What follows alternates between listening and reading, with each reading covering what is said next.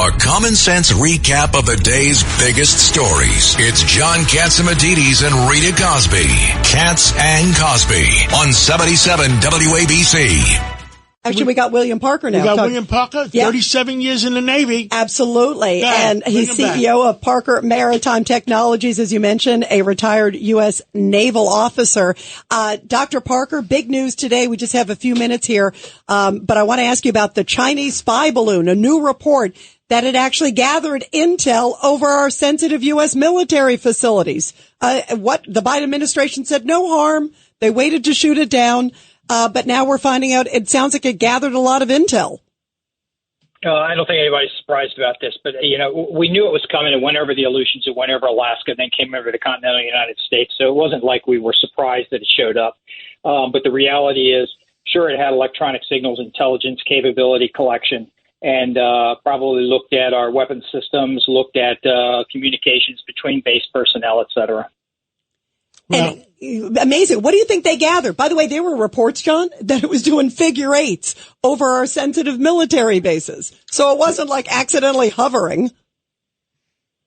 No, this was no accident at all. They were very specific in where they flew this balloon over. It didn't just float across the country. And the reality is they did collect a lot on weapon systems. They certainly collected, or tried to collect at least, on communications between individuals. And I still think we shouldn't have shot it down. I think we should have captured it before it ever came into the United States and seen what exactly was in there. Bill Parker, this Wall Street Journal reporter that was captured. What say you about that? The guy who's in Russia. I'm sorry. Say again about the capture. The one who was arrested. The Russians arrested a Wall Street Journal reporter. Oh, okay. Yes. They did, and they're playing hardball. As always, what Putin does is he finds something, he grabs it, and then says, "Okay, now negotiate on this."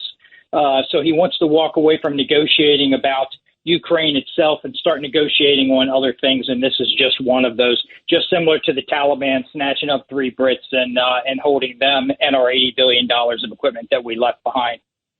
Wow, really scary. Well, Dr. Parker, thank you for updating us on those 2 huge stories today, also as well, China and also the American held by Russians. I'm just going to ask Dr. Parker one more question. Were you surprised what Saudi Arabia did to us?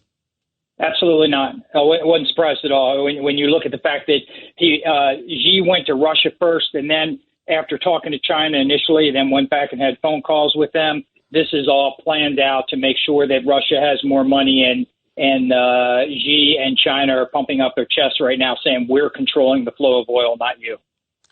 Thank you, Dr. Parker. Thank you so much, and we'll catch up with you again real soon.